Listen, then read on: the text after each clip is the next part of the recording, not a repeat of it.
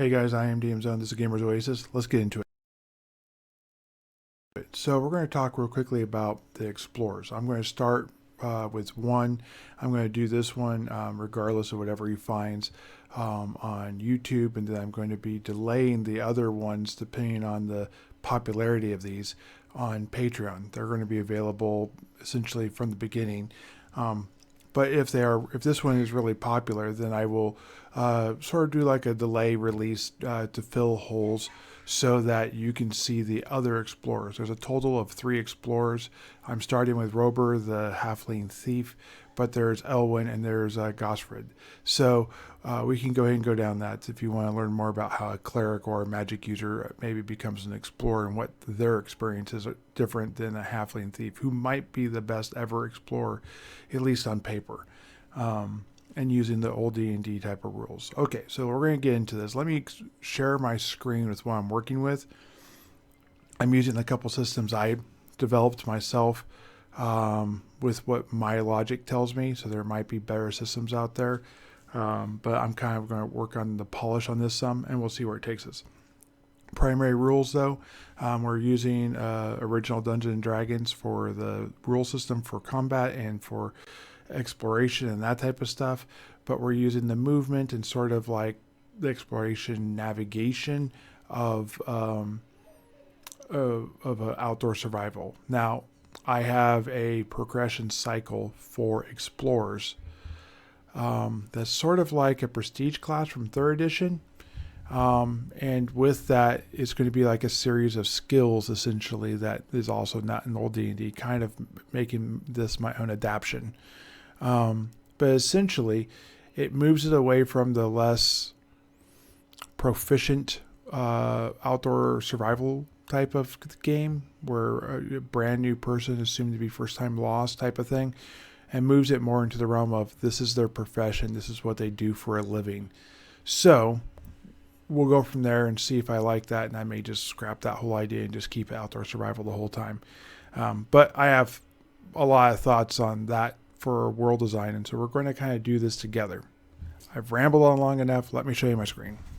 Okay, so you can see here I got like a play space where I can roll dice. These type of things, you're going to be able to see the dice rolls as I go, which is good. And then over here to my right, which would be your left, or whatever it is actually, because it would be actually your right too. I'm going to have this Excel sheet that I'm going to be typing things out on. And then I'm going to have my map itself, which I'm going to be coloring in paint just to get the basic colors: dark green for trees, light green for grasslands. Pink areas are going to be habitated areas, and then we'll have hills, mountains, marshland, all that type of stuff throughout this whole area. And yeah, I have this map already done, but the explorers are kind of basing this off of the fact that in the last however many years that proper mapping hasn't been done, and the kingdom has kind of been falling to an unmanaged level in this portion. This type of stuff has been going on. So I'm going to have nice maps that they will have, which will be something I create myself. But for right now in this, I'm just doing this rudimentary base colors, and then I'll be alt-tabbing to go over to, well, maybe alt-tabbing to go over here to this, and then be writing out things that I find there, like it's for example, a forest, and it's the town of Crestwood, or it's the forest and it's the Bridgewater Monastery, or the village of Willowsdale. Which, if you're wondering what that is for point of reference, here is Crestwood, and this is Willowsdale, and then over here is the Bridgewater Monastery, and over here is Haverford. Then you have Franklin's Tower, and you have Brigton's Rest. Now, Brigton's Rest, Haverford, and Willowsdale are the 3 locations that the party could have come from. It ended up being only Haverford and Brigton's Rest where they came from. No one came from Willowsdale when I was making my rolls. So it just is what it is. Over here we have an ocean on the right. So let's go ahead and get into some dice rolls, and we'll go from there. Oh, real quick also, character's able to move 3 hexes. on foot. They'll be able to move 5 hexes on horseback if and whenever they get to that point. They move as fast as the slowest person. So if you have a non-mounted person and you have people on horseback, they move at the non-mounted person's thing. A person on a wagon moves at 4 versus 5 for an unencumbered horse, but they can carry more things.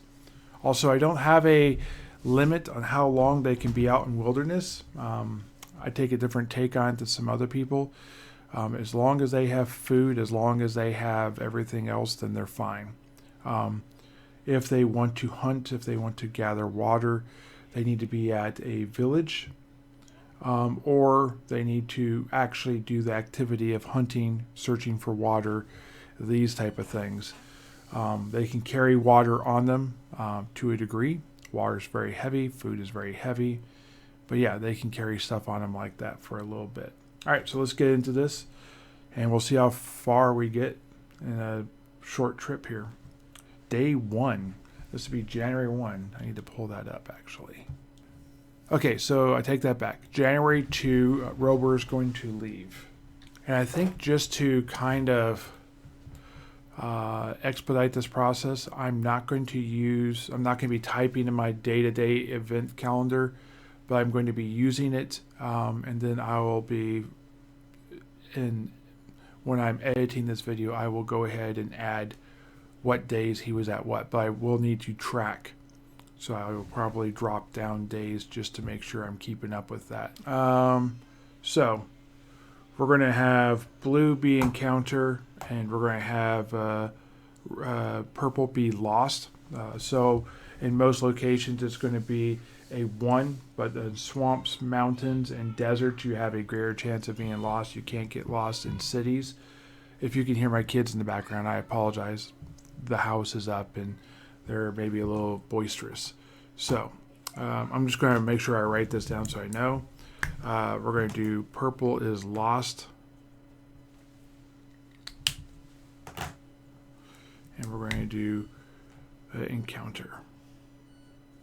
Okay, so we're going to go ahead and use this list right here. This is basically straight pulled from the original Dungeons and Dragons book. I have some thoughts on how this is going to change. I think I'm going to wait till I play with all 3 characters before I make any changes to this, just to make sure this is the right thing for what my thoughts are, shall we say. One thing I also forgot is I have my campaign tracker for each explorer. So this here in particular is for Robur. This is for the first campaign. I put just the first right here. The year is going to be 1, and I'm going to get more into that in the future because this will have an attachment with it. And this won't be the final version of this. I probably would type this out. This again is the rough version of this as it goes.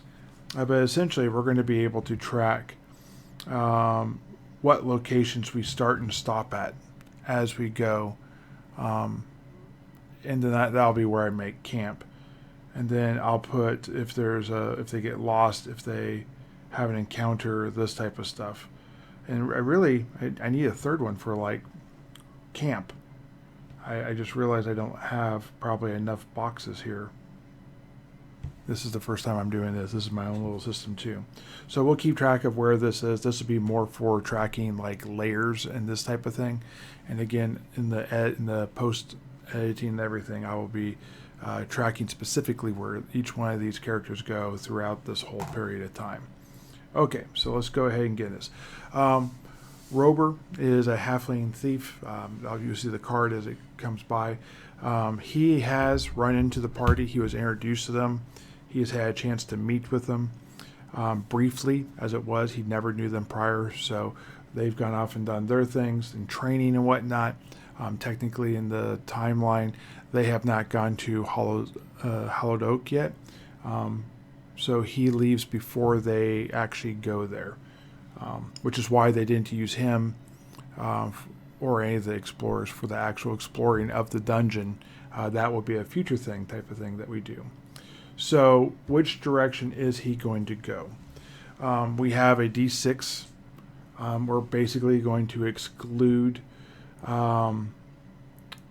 directions 1 and 2 because that is towards the ocean. So are we going to go north? Would be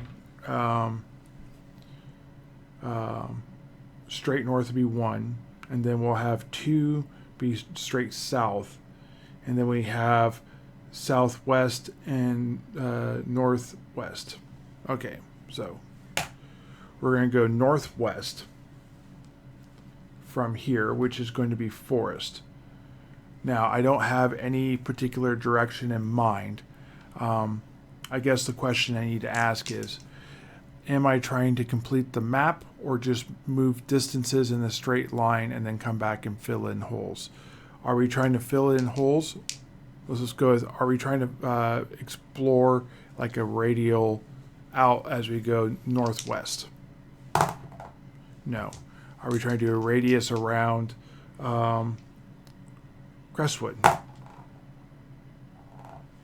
No, that was even a bigger no.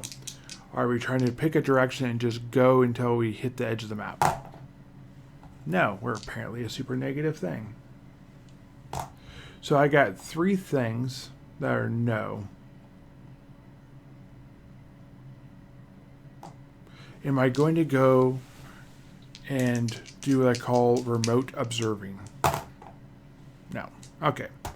So we have remote observing, radial in the direction, and hit or miss as the things. The dice are not just going to be helpful, so I'm going to pseudo pick. So we're going to have 1 to 2 for direction, 3, 4 for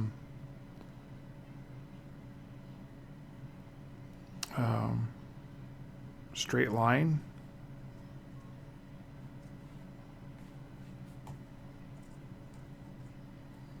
and then we'll have 5, 6 for observation.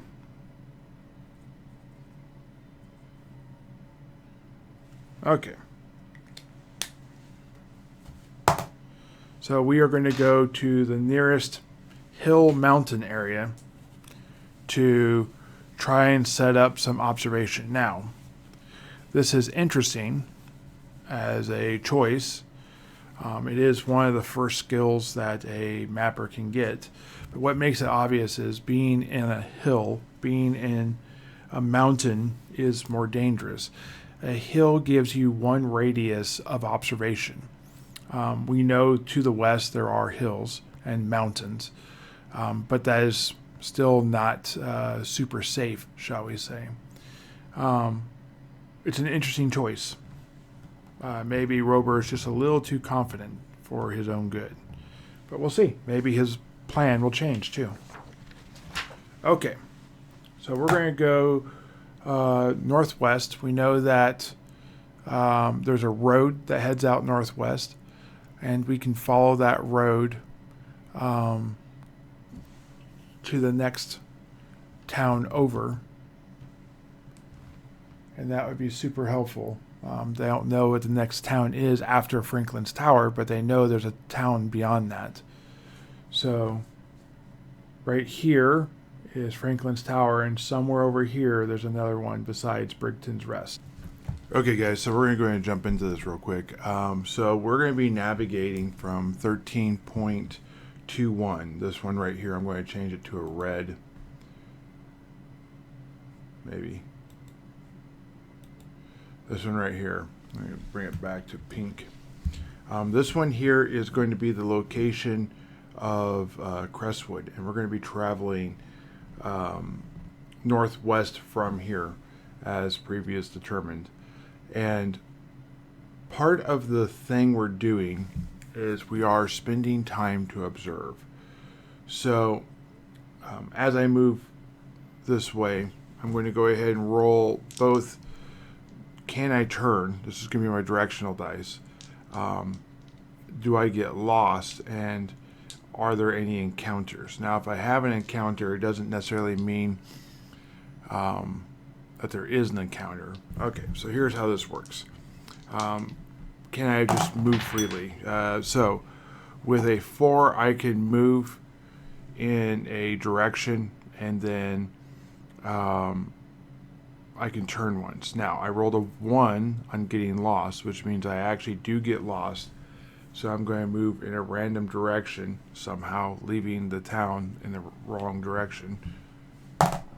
So we're going to go 4. So here's this. So here's 1, 2, 3, 4. So we're actually going to go south 1. Well, we're going to basically lose 2 points of movement as we travel through this space.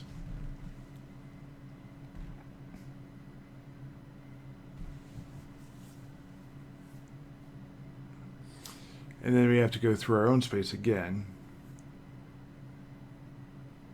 That is quite obnoxious. We didn't get any encounter though. That's on a much higher thing. So we're going to try this again.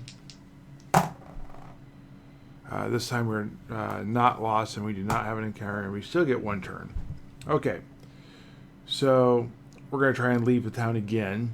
This is sort of when you're dealing with straight D6 versions of the game, like in outdoor survival, this is a bit how this can go, especially if you're really trying to force yourself to go a particular direction. So what's going to happen is I'm going to get to this one right here, which is going to be plains. Now, it costs me 2 points of movement here, and I'm going to stop there. There is no encounter. The question is, do I want to go north, or do I wish to try and, because I know there's trees here, do I want to go north or just observe? My thoughts are I probably want to go north and around, because my goal is to get to here. And if this is plains, then I have a good chance of getting there without running out of, per se, energy. Now, I do have a road that travels here. So instead of it costing 2 points of movement through the trees, it costs only 1. So I could just move there. Going this way, there is no road. But when I rolled for what this character wanted to do, observing was the big one. It wants to really map out this area. So I'm going to go new routes when possible, or stopping to collect information when possible. And I think that's the best way to go. So I'm going to go to here, which in this case is a plains. And then we go here, and this is actually a forest again. There's no road, but I'm going to say we don't have to stop outside of the city, or we have to push in. Okay, so do we have to push to get there? Yes, and that would be a thing to do. So we're going to push into here to get there, which is going to leave us with an extra turn spent, essentially. So we are on turn 1. We would be on turn 2, but because we had to push, we're on turn 3. When this gets to 6, I have to spend a day resting, which will be an observation. I can do that while I rest. But that just means I cannot move. And if I'm being pursued or pursuing something, I have to stop, or I potentially could be caught, essentially. Okay, so we're going to go ahead, and we are at 1717 right now. And from there, we're going to head to 1816. And then probably go to like 1715 and then 1814. Okay, so on 1715, that you can pick up the road again. We can actually go through 1616 through 1715 and that. So we won't know this one, but we will know this one. And this one is a forest. This is a plains. So this counts as 1 because it's got a road. There's still a road here, so it counts as 1. So we get to here. Over here is an obvious town. This one is going to be... This is Axehead Tower.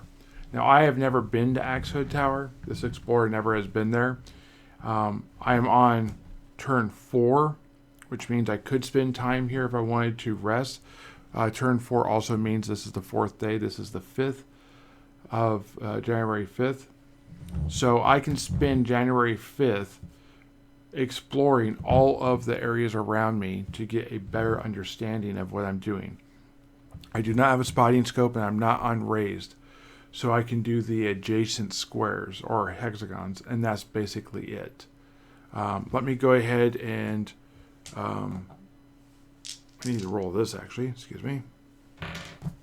See if I have any. Okay, so I can only go a straight direction. Interesting.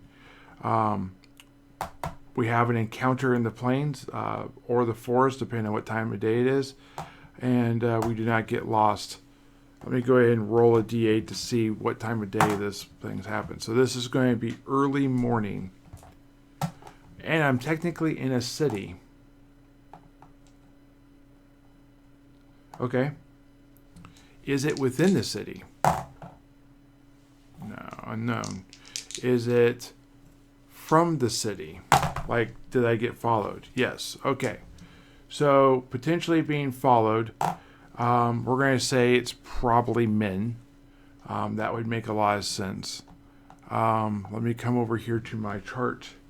We're going to go to men. We're going to go to typical. I'm going to roll a d12. 7. So there is a lord that seems to be leaving on the same time I am.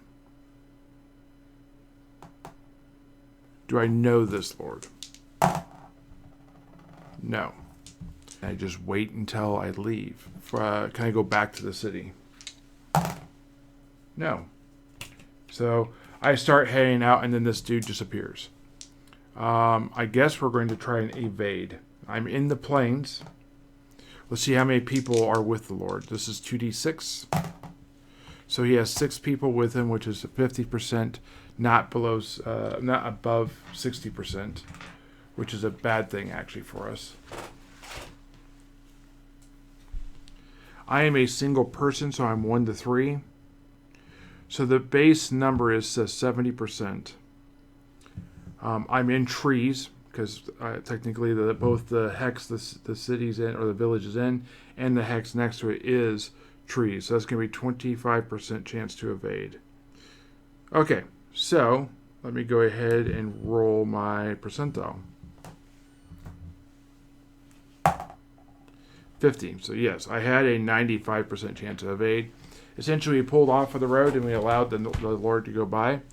It did cost us another time. Thankfully, we were just traveling in road, and he went on by, or she went on by and did their thing. Okay, so he's from, a lair would mean he's from this place, but I don't know who he is. Okay, so let me write that down. That makes more sense. Took me a second to get there. So we are on day 3. Yes, because it cost me a day for pushing. It was. So there's a lord from Brigton's Rest that has something going on there that was being maybe a little weird when I was leaving. We have a small oopsie thing.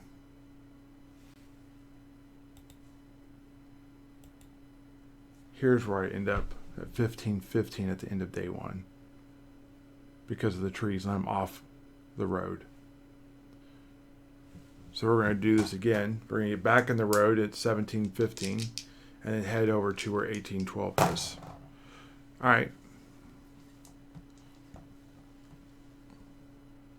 I do not get lost. I can make as many turns. I can make 1 turn.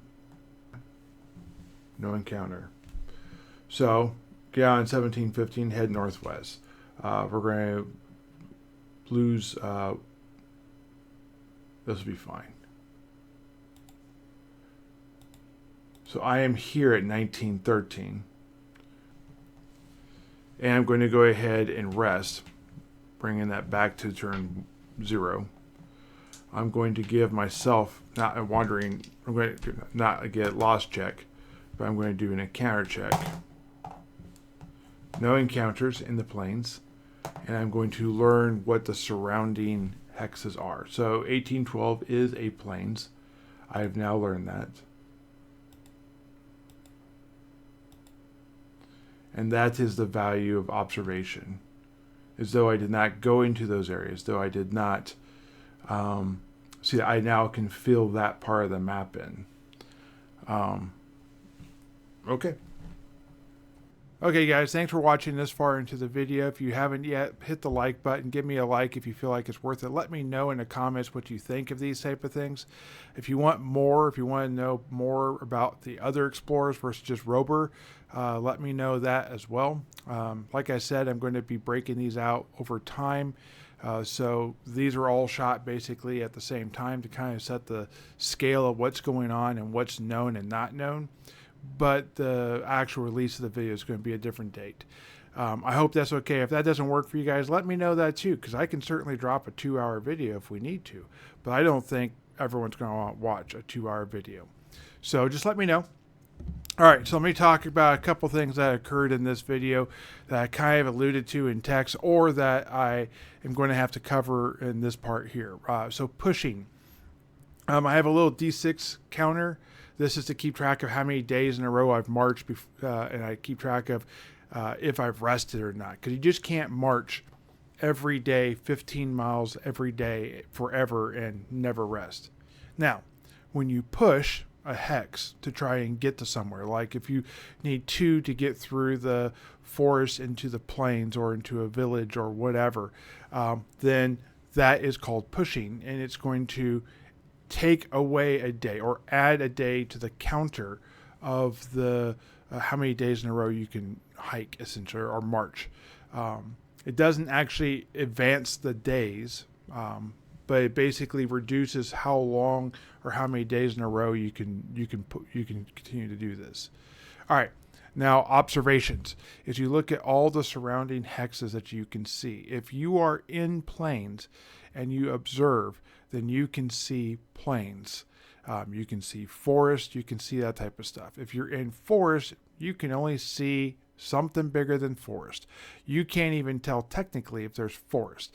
Now, I may not have done that 100% right. I have to watch this video fully to know if I was doing that. But that's the intent behind it, and I'll polish that into existence in the future if I make that mistake while we're doing this. If you're in the mountains or the hills, you get benefit. You get +1 range for hills and +2 range for mountains. Now, if the explorers were to spend 1,000 gold on a looking glass, then they get an extra hex of exploration or observation when they are traveling. So as long as they're not trying to see through forest, which they can't do, they can see the plains and forest that is out there farther than 5 miles. And that's what the looking glass does. There are magical versions of these looking glasses, which I'll get into in the future if they ever run into that. There's even wand versions of these looking glasses. So we'll get into those eventually if the party ever runs into these type of things. Anyways, guys, I hope you guys like this video. I have a lot more planned of this. I'm going to do 3 of these back to back. This is the first one of the 3. So I'll see you guys in the next one. Have a great day and keep rolling those dice. Bye.